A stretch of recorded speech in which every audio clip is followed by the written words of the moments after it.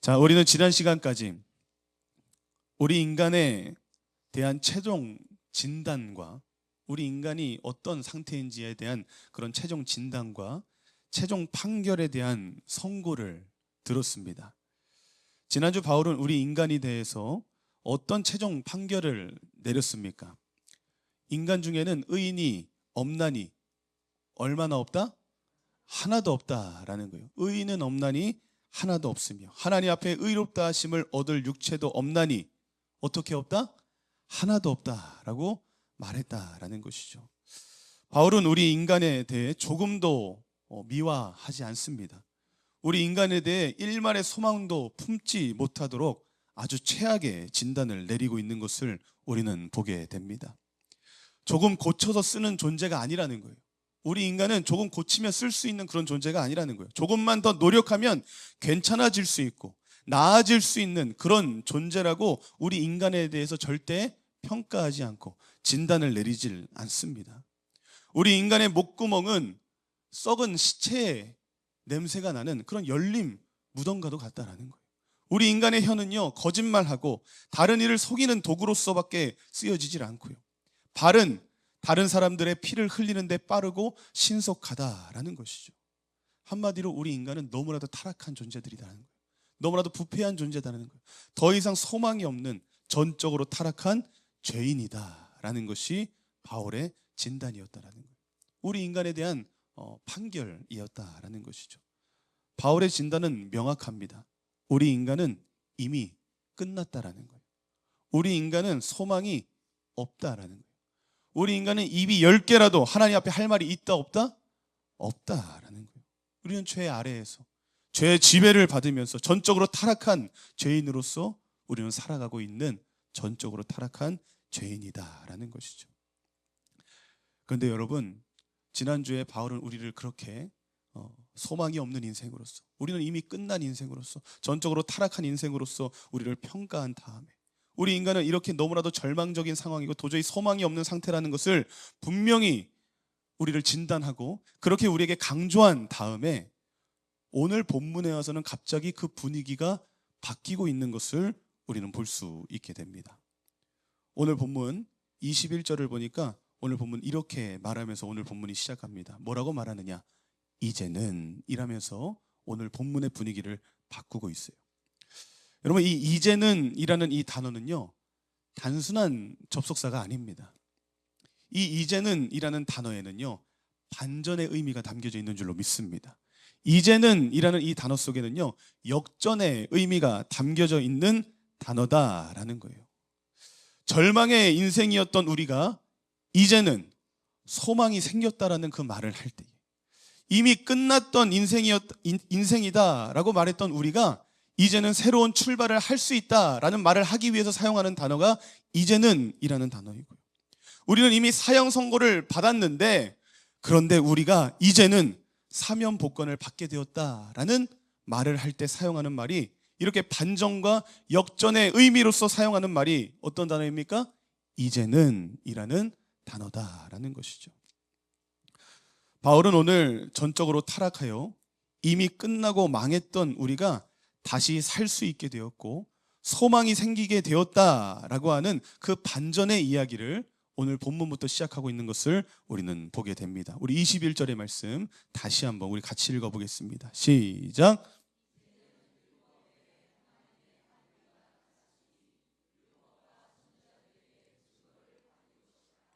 아멘. 바울은 유대인들에게 누차 분명하게 말합니다. 너희가 생각하는 것처럼 너희는 율법이 너희를 살릴 수 있을 거라고 생각하는데 유대인들은 율법이 있기 때문에 우리는 구원받을 수 있을 거라고 그들은 생각했다라는 거예요. 그런데 너희가 생각하는 것처럼 율법의 길은 율법 안에 있다 없다? 없다라는 거예요. 율법은 우리의 죄를 없애주고 우리를 구원하게 하는 그런 힘이 있는 것이 율법이 아니라, 율법은 우리의 죄를 없애주는 그런 도구가 아니라 우리의 죄가 뭐하게 하는 역할을 한다는 거예요? 드러나게 하는 역할을 한다는 거예요. 율법은 우리의 죄가 있다란, 우리가 얼마나 많은 죄를 짓고 있고 우리가 얼마나 심각한 병에 걸렸는지를 알려주는 진단의 도구이지 치료제가 아니다라는 거예요. 율법은 우리를 살리지 못한다라는 것이죠. 그래서 하나님께서 율법 외에 전혀 다른 구원의 길을 우리에게 열어주셨다라고 하는 그 말을 하고 있어요. 우리에게 율법 외에 다른 치료제를 우리에게 주셨다라고 말하고 있는데, 그 치료제, 그 길이 무엇이다 라고 말하느냐? 22절에 보니까 이렇게 말합니다. 같이 읽겠습니다. 시작. 곧 예수 그리스도를 믿음으로 말미암아 모든 믿는 자에게 미치는 하나님의 의니 차별이 없느니라. 아멘.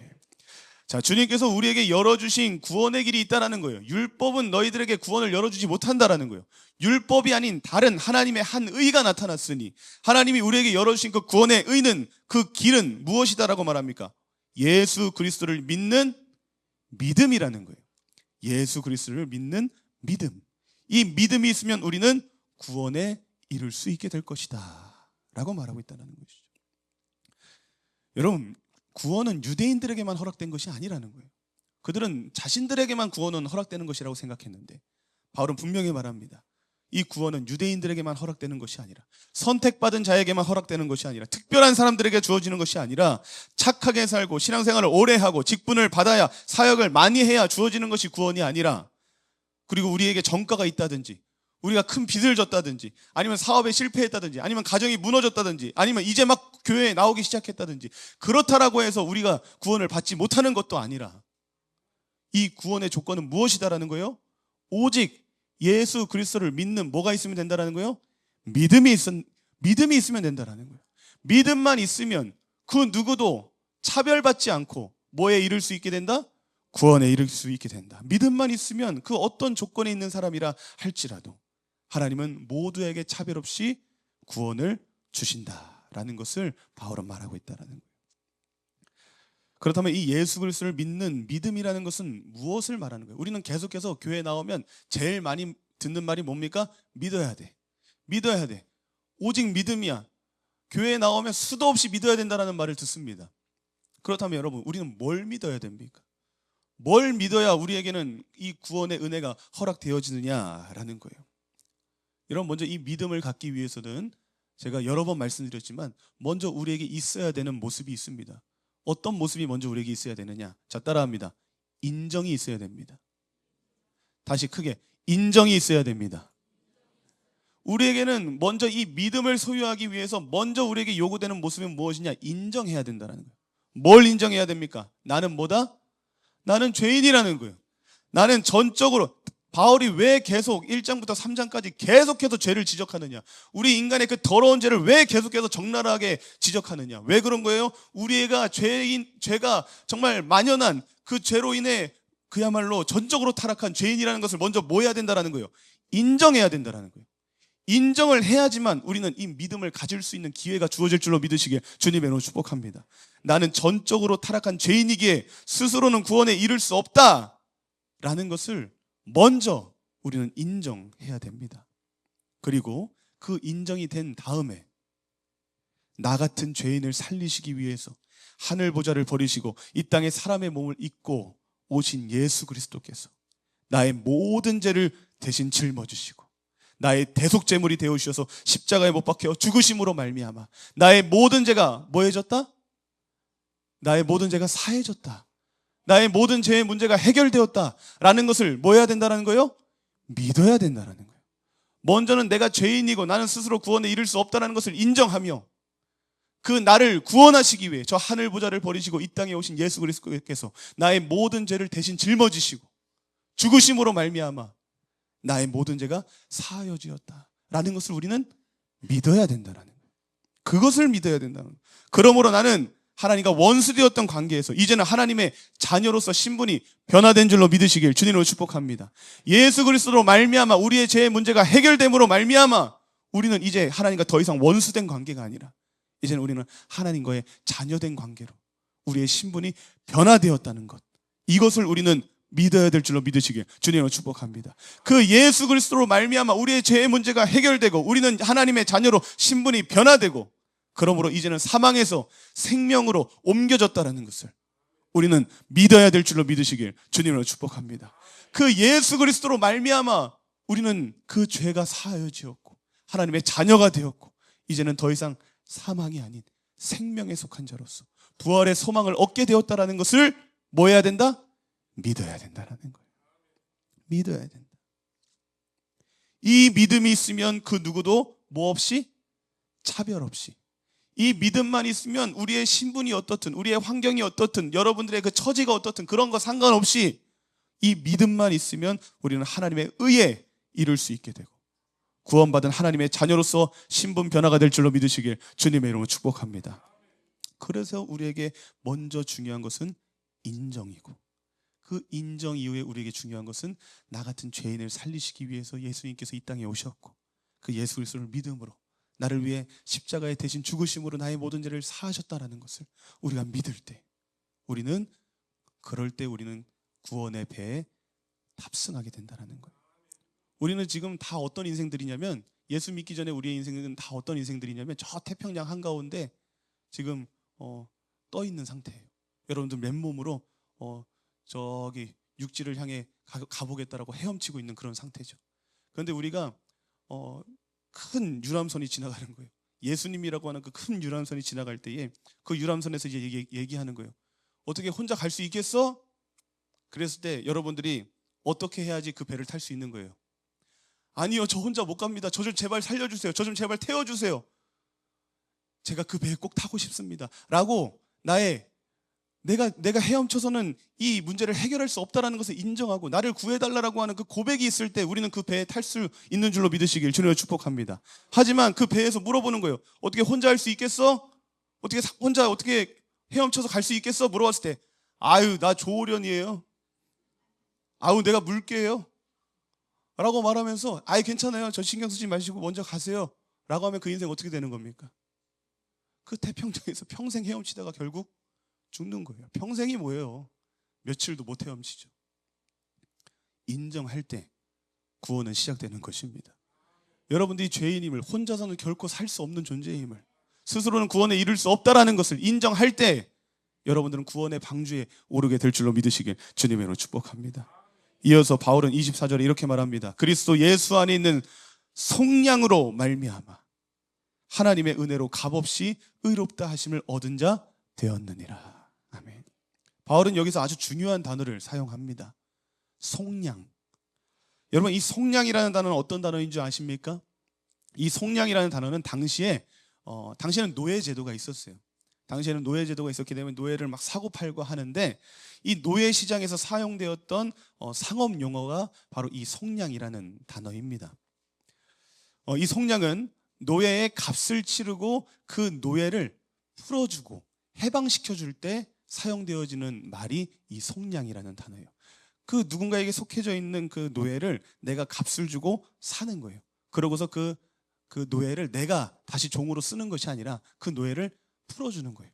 해방시켜주는 것, 자유하게 해주는 것, 그것을 속량이라고 한다라는 거예요. 여러분, 주님께서는 우리를 죄의 종되었던, 죄의 노예였던 우리를 속량하시고 구원하신 줄로 믿으시길 주님의 이름으로 축복합니다. 하나님은 우리를 속량해 주셨다라는 거예요. 그런데 여러분, 우리가 오해하는 게 있어요. 우리가 절대 오해해서는 안 되는 것이 있는데 24절의 말씀 보면 이렇게 말합니다. 24절의 말씀을 보니까 하나님의 은혜로 어떻게 의롭다 하심을 받았다라는 거예요? 값없이 의롭다 하심을 받았다라는 거예요. 하나님의 은혜로 우리가 값없이 의롭다 하심을 받았다라고 하는 이 말씀을 보면서 우리가 어떻게 오해를 하느냐?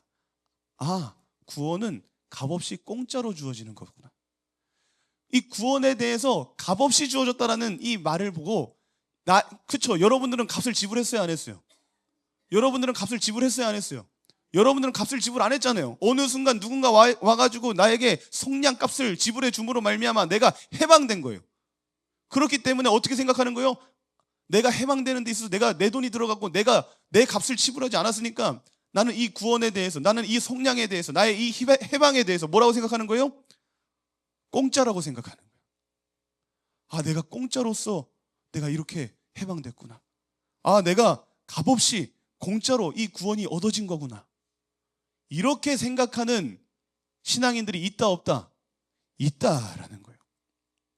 우리의 입장에서는 값없이 의롭다 하심을 얻고 구원받은 것이지만 여러분, 내가 돈을 안 냈다라고 해서 그게 공짜가 아니라는 거예요. 하나님 입장에서는 어떤 거예요? 여러분들을 구원하시기에 하나님은 어떤 대가를 지불하신 거예요?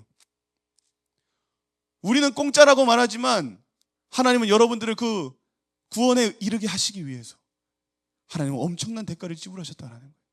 하나님은 가장 값비싼 대가를 지불하셨다는 거예요. 자기의 사랑하는 아들 하나뿐이 없는 그 아들을 여러분들을 위해 대신 죽이시는 값을, 그 핏값을 지불하셨다는 거예요. 그래서 여러분들이 구원에 이르게 된 것이고, 그래서 여러분들이 해방되었다는 거예요. 그런데 우리는 어떻게 생각한다는 거예요? 우리는 공짜로 된 줄 안다는 거예요. 내가 지불한 것이 없으니까, 내가 대가를 낸 것이 없으니까 그 나의 구원을 값싼 것으로 생각한다는 거예요. 여러분, 그러면 되겠습니까? 안 되겠습니까? 안 돼요, 여러분. 내가 값을 치르지 않았다고 해서 그건 절대 공짜가 되질 않아요. 제가 영상을 하나 준비했습니다. 이 영상을 보면요, 여러분 보셨을 수도 있어요. 이 영상을 보면 우리가 얻은 이 구원이, 우리가 얻게 된 이 속량이, 그 값이 어떤 값을 그 아버지께서 치르신 것인지에 대해서 우리는 이 영상을 통해서 너무나도 잘 알 수 있게 됩니다.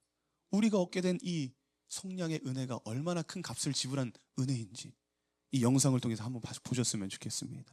우리 보겠습니다.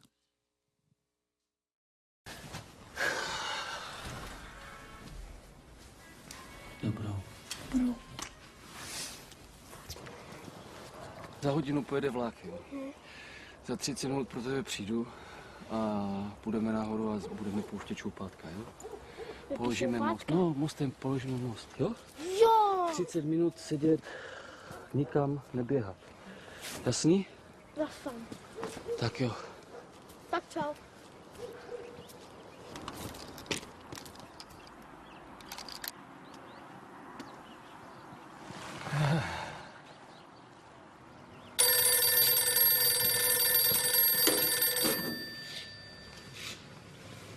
Jo, jasně. Už ho vidím, ten tvůj samovar. Jo? Ahoj.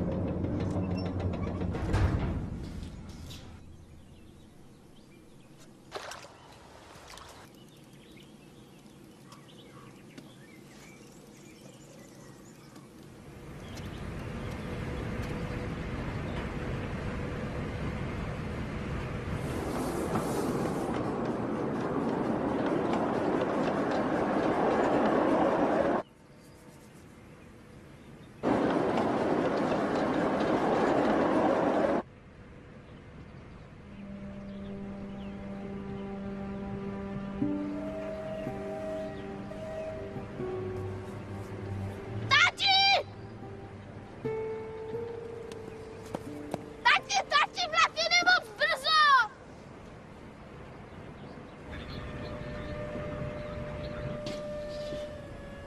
Tati, ten vlak jede moc brzo!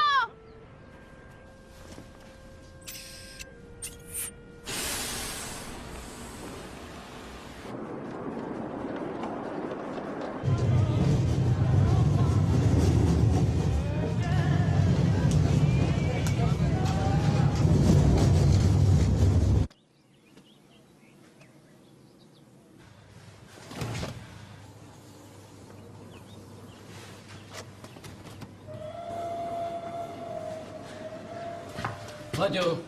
Láďo! Láďo!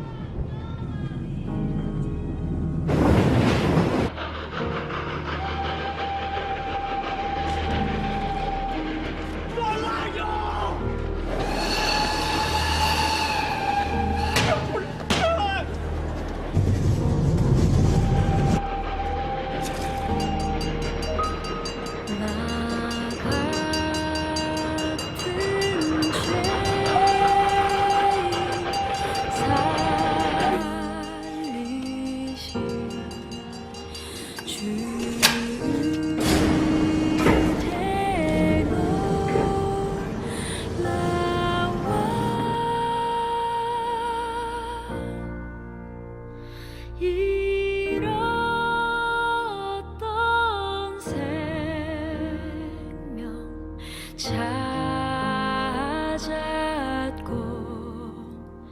광명으로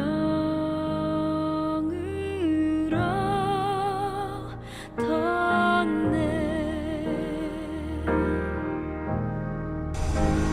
큰 죄악에서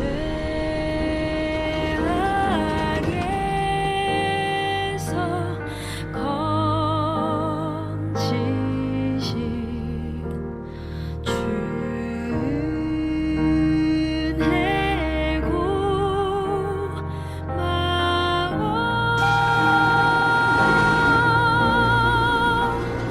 나 처음 믿은 그 시간 귀하고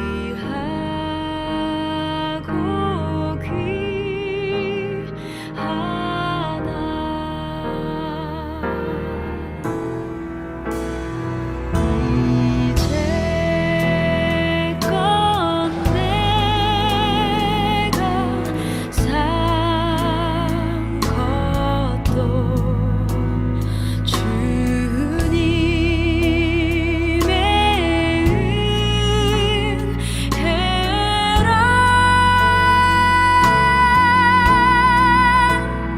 또 나를 장차 본 향해 인도해 주시리.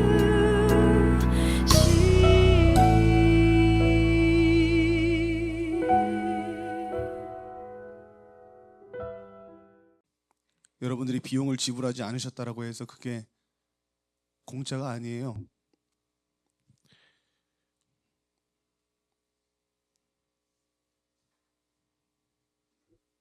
우리는 절대 잊어서는 안 됩니다. 여러분들이 값을 치르지 않으셨다라고 해서 여러분들이 그걸 그냥 얻게 된 게 아니라는 거예요. 저 이 영상 많이 봤거든요. 많이 봤는데 자식이 있으니까 더 감정이입이 되는 것 같아요. 저게 어떻게 가능할까? 어떻게 저런 값을 지불하실 수 있지? 여러분들은 저런 값을 지불하실 수 있으시겠습니까? 누군가를 위해서. 근데 이 영상이 너무 슬프고 너무 한편으로 화가 나는 게 뭐냐면, 이 아버지는 이 엄청난 대가를 치렀는데 그 기차에 타고 있는 사람들을 살리려고 그렇게 자신의 아들을 그렇게 희생시키는 그런 값을 지불했는데, 그 기차에 타고 있는 사람들은 알아요, 몰라요? 그걸? 모른다라는 거예요. 그 기차에 타고 있는 사람들은요, 자신들이 왜 이렇게 안전한지를 알지 못해요. 자신들이 어떻게 이렇게 살게 되었는지를 전혀 모르고 그 창밖에서 울고 있는 그 아빠를 보면서 저 사람 왜 저러나? 저 사람 왜 저러지? 이런 생각만 할 뿐 그 안에서 그냥 웃고 희낙거리고 술 먹고 친구들과 그저 노는데, 그런 모습으로 살아가고 있다라는 것이죠. 여러분, 우리는 알아야 됩니다. 여러분들의 그 구원의 가치가 얼마나 큰 가치인지를 여러분들은 아셔야 돼요. 값싼 은혜로서 절대 생각해서는 안 된다라는 거예요. 여러분들이 그 얻은 구원은요, 여러분들이 공짜로 얻었다라고 해서 공짜로 주어진 게 아니에요. 하나님은 자신의 아들을 죽이는 선택을 하신 거예요.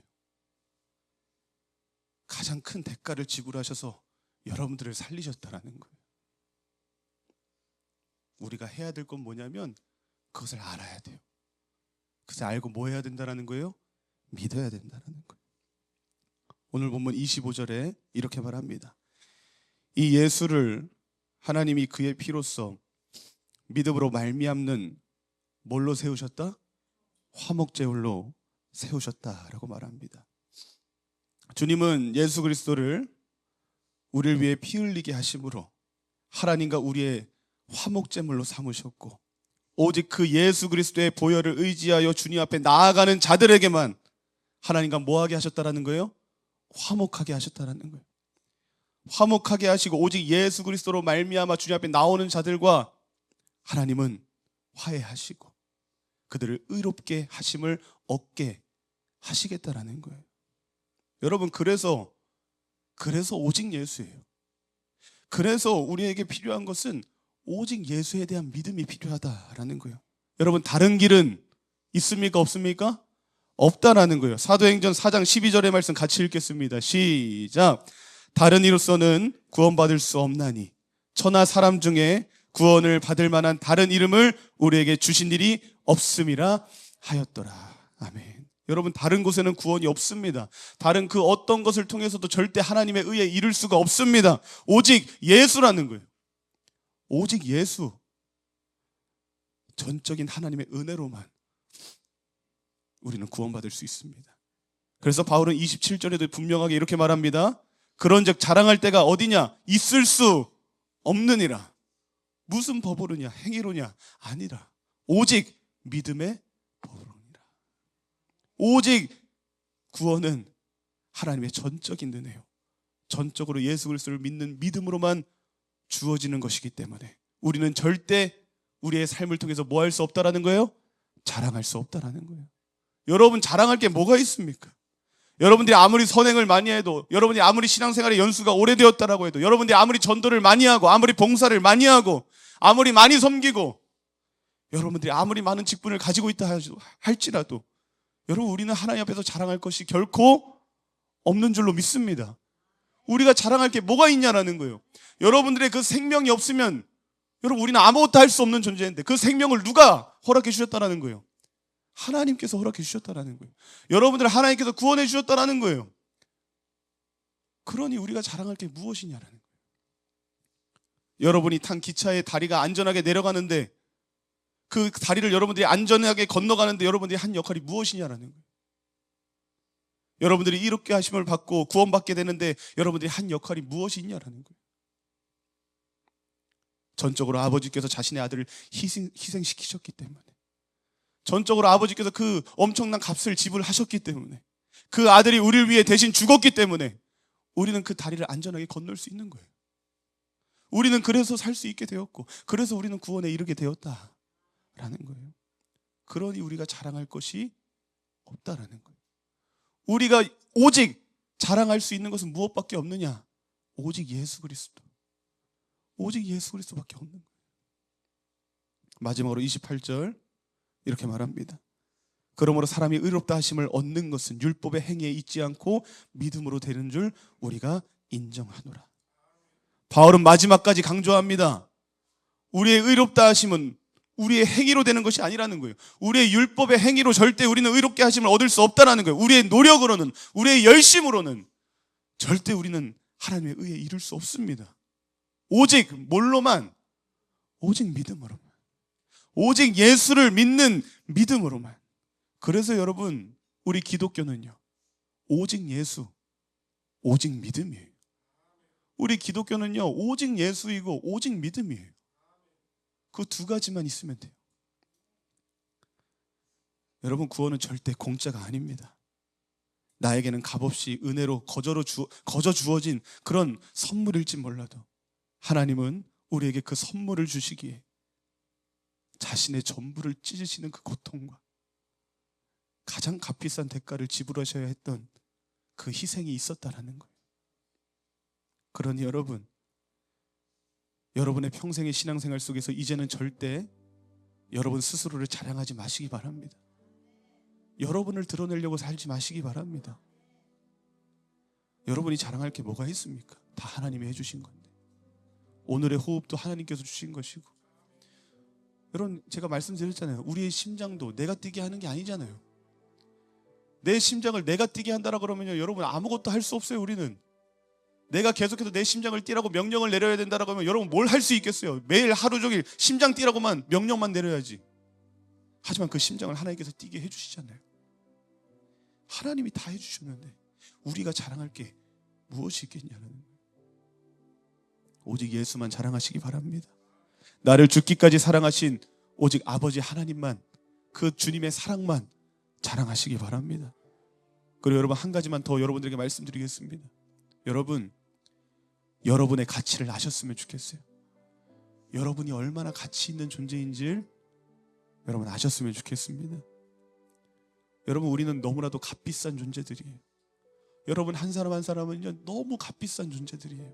왜입니까? 여러분은 하나님의 아들과 맞바꾼 인생이에요. 여러분은 예수님의 목숨값으로 사신 하나님의 자녀들이다라는 거예요. 여러분 이런 말 들어보셨죠? 우리는 누구 짤이다?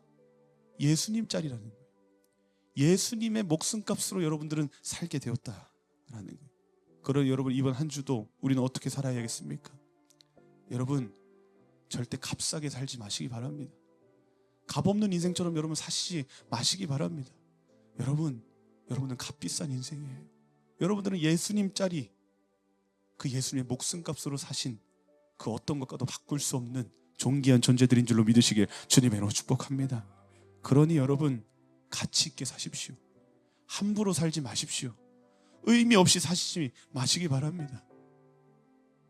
기차에 타고 있는 사람들처럼 절대 그 하나님의 은혜를 잊지 마시고 날마다 그 말로 형용할 수 없는 그 사랑을 받은 자답게 오늘 이 하루도 살아낼 수 있길 주님의 이름으로 축복합니다. 근데 그렇게 사는 것은 과연 어떻게 사는 것이냐? 어떻게 사는 것이 과연 가치 있게 사는 것이냐? 그게 바로 예수님을 자랑하는 삶을 사는 거예요. 여러분 자랑하는 삶 말고 예수님 자랑하는 삶. 올해 우리 교회 표와 같이 내 자랑하며 내가 드러나는 그런 삶이 아니라 예수님만 자랑하고 오직 예수만 드러내는 그런 삶. 그것이 가장 가치 있는 삶이고 가장 여러분들의 그 값비싼 그 존재로서 여러분들의 삶이 가장 멋지게 살아가는 복 있는 모습인 줄로 믿으시길 주님의 이름으로 축복합니다.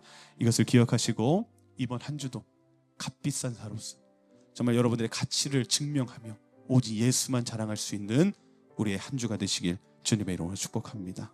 우리 그런 결단을 가지고 우리 함께 찬양하고 기도하도록 하겠습니다.